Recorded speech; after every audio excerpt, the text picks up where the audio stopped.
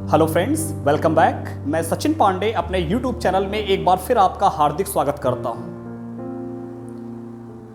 Freedom of speech, freedom of expression के बारे में बात करने वाली आज की युवा पीढ़ी, आज के यूथ्स शायद 1975 में 1975 में इंदिरा गांधी द्वारा इंपोज की गई इमरजेंसी के टाइम को, उस दौर को ना जानते होंगे।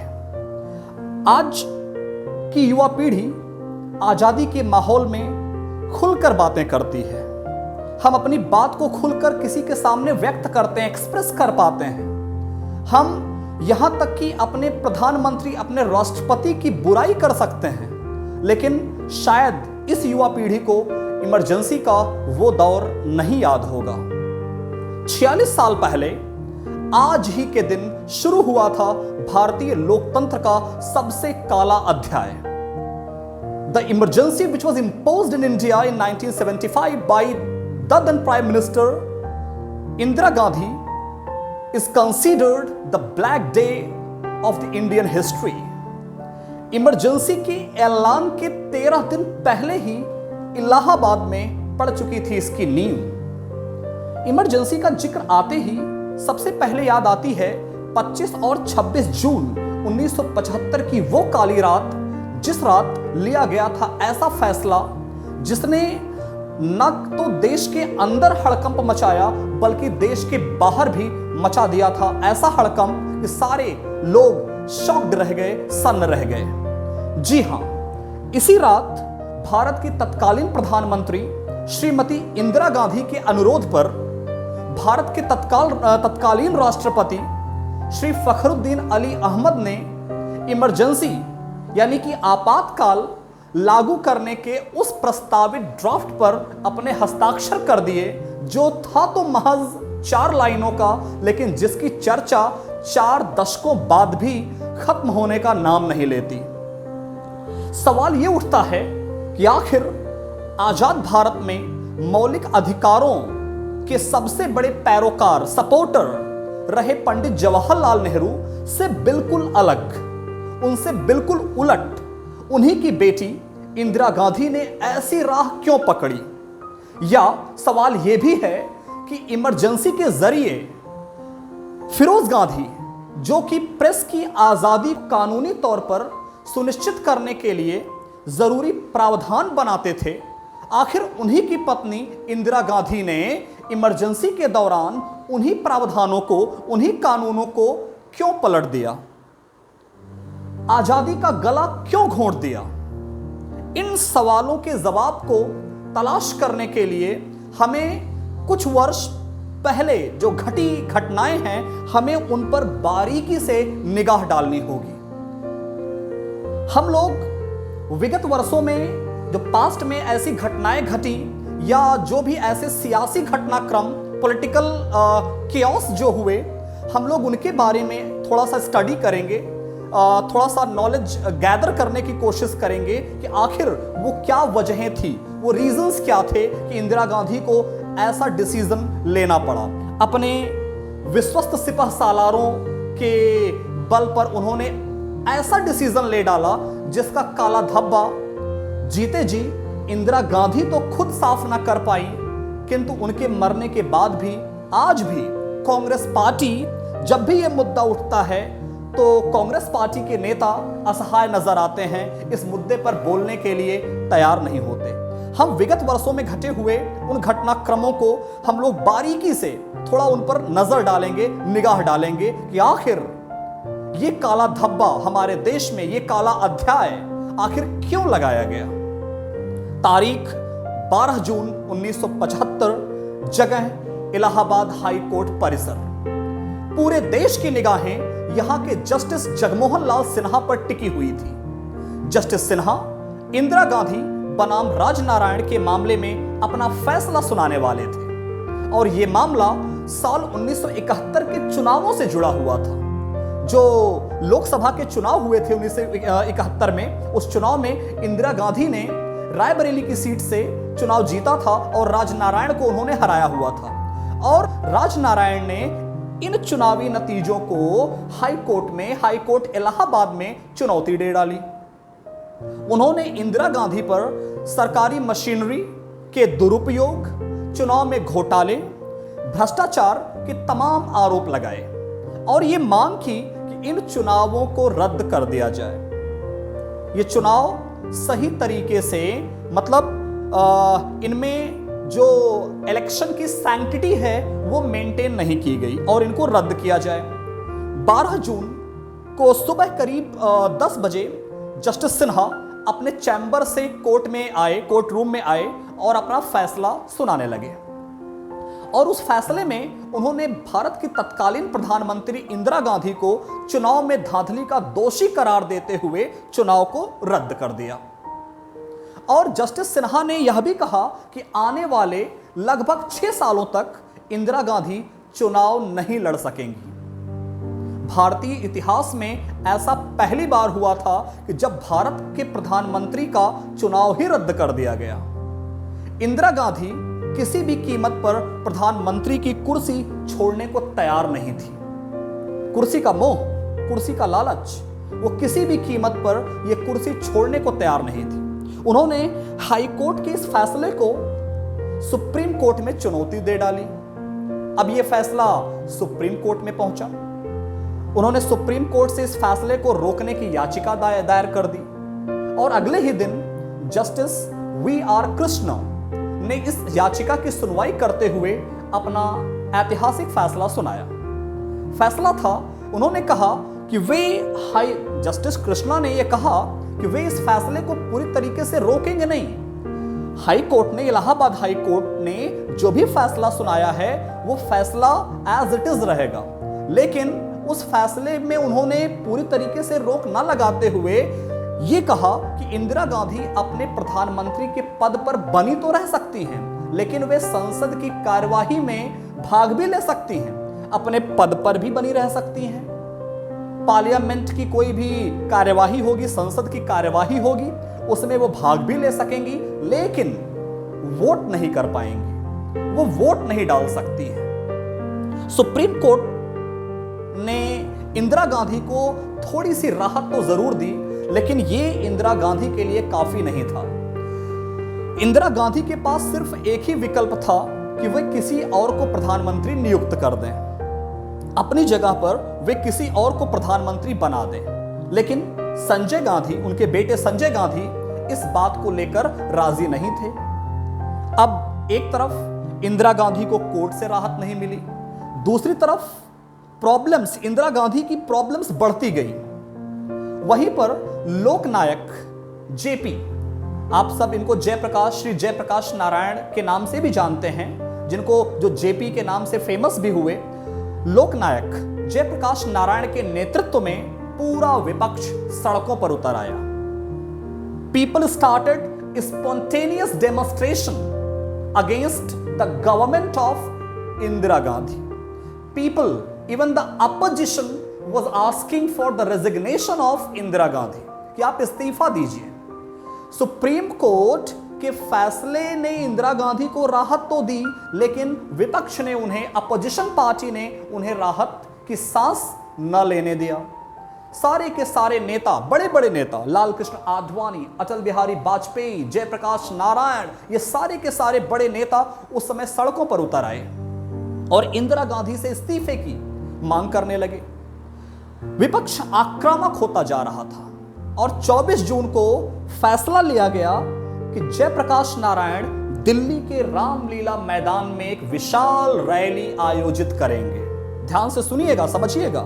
24 जून को विपक्ष ने यह निर्णय लिया कि दिल्ली के रामलीला मैदान में विपक्ष एक रैली, इंदिरा गांधी की सरकार के खिलाफ एक रैली बुलाएगा और उस रैली में लाखों लोगों के जुटने की उम्मीद थी, लाखों लोगों के आने की, लाखों लोगों की भीड़ आने की उम्मीद थी।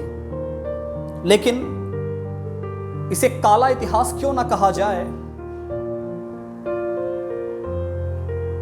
इंदिरा गांधी की सरकार ने, संजय गांधी ने, फ्रंट फुट पर संजय गांधी बैटिंग कर रहे थे, इंदिरा गांधी तो पीछे थी, सारे निर्णय संजय गांधी ले रहे थे उस समय। उस दिन इस रैली को फ्लॉप करने के लिए, विपक्ष अपने इरादों में कामयाब ना होने पाए, इस रैली को फ्लॉप बनाने के लिए संजय गांधी ने उस समय की सुपरहिट मूवी, ऋषि कपूर की सुपरहिट मूवी बॉबी का टेलीकास्ट करवाया गया, इस इरादे के साथ कि लोग अपने घरों से बाहर ना निकल पाएं, सब लोग उसी फिल्म को, उसी मूवी को देखने में लगे रहें और लोग रैली में ना जा पाएं, और जिससे विपक्ष की रैली पूरी तरीके से फ्लॉप हो जाए। लेकिन आप ये बिलीव नहीं करेंगे कि उस रैली में लाखों लोग इकट्ठे हुए और जयप्रकाश नारायण ने उस रैली में श्री रामधारी सिंह दिनकर जी की प्रसिद्ध पंक्ति, जो फेमस लाइंस हैं, उन्हीं लाइनों का हवाला देते हुए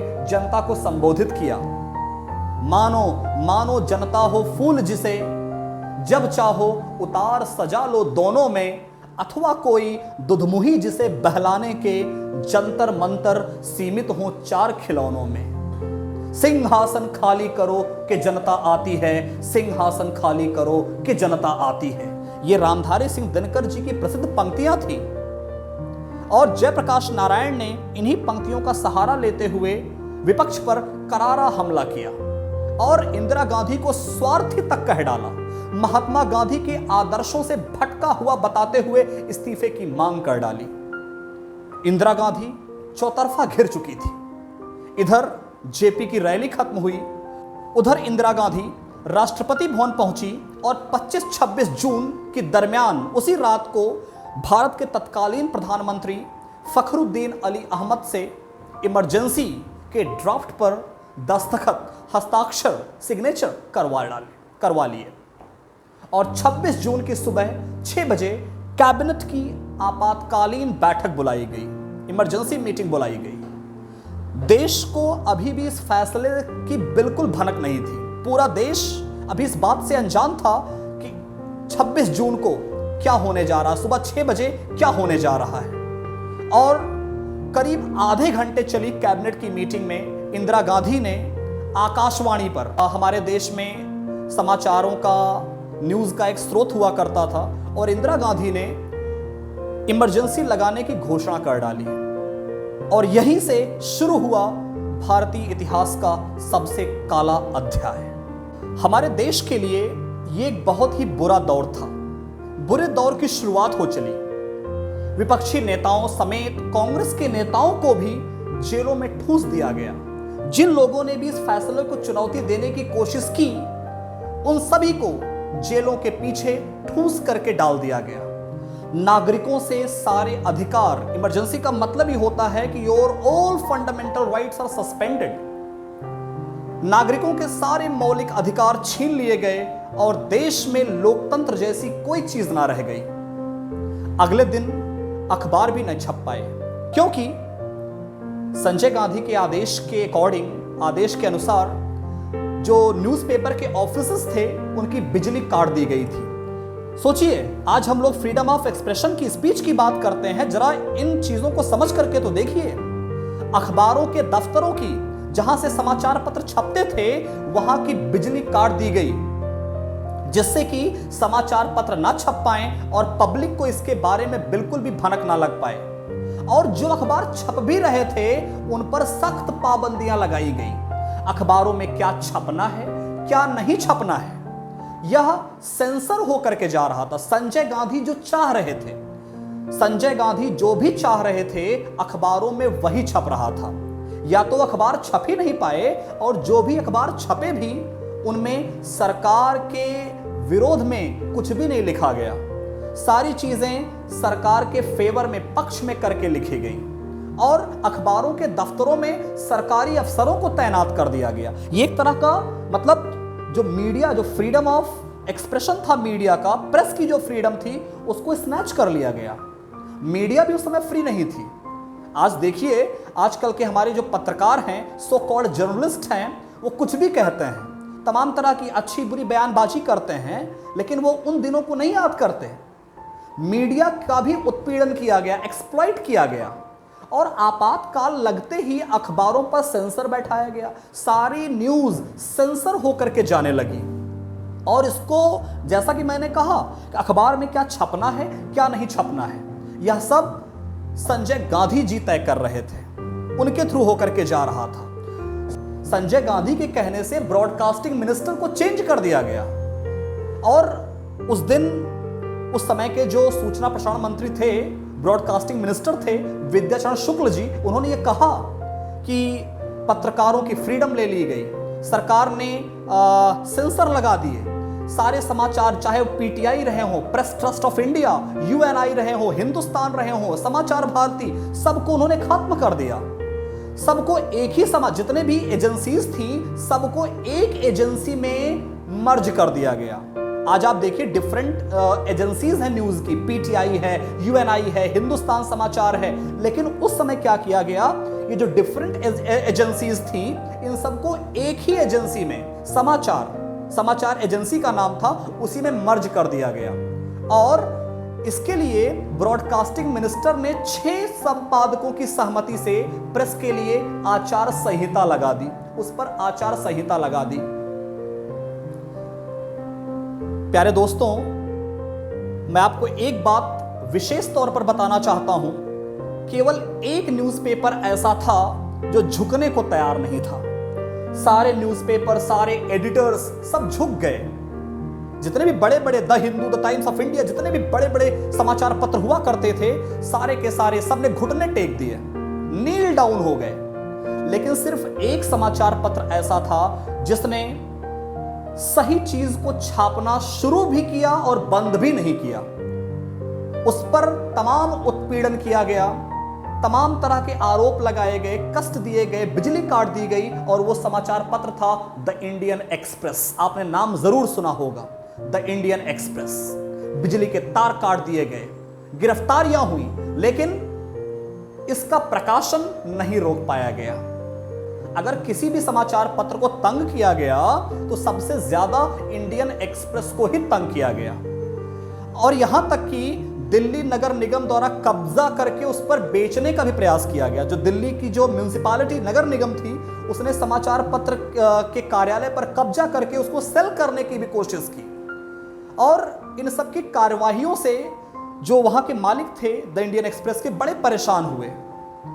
एक और घटना मैं आपके सामने मैं प्रस्तुत करना चाहूंगा कि उस समय विद्याचरण शुक्ल जी ब्रॉडकास्टिंग मिनिस्टर बनाए गए थे, और उस समय जो हमारे लिरिसिस्ट हुआ करते थे, जो गीत वगैरह सॉन्ग्स लिखने वाले जो पोएट्स हुआ करते थे, सिंगर्स हुआ करते थे, उन सभी को ये स्पेशल एडवाइस दी गई।